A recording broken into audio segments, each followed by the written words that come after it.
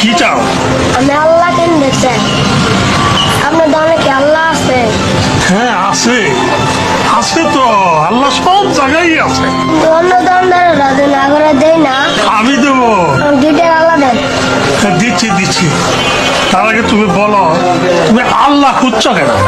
আমার হাসপাতালে ভর্তি আছে, ডাক্তার কই?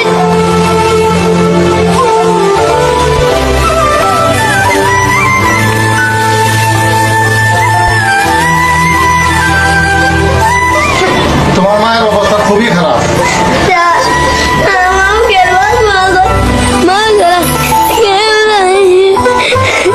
শোনো, একমাত্র আল্লাহ ভরসা। আল্লাহ তোমার মাকে বাঁচাতে পারে।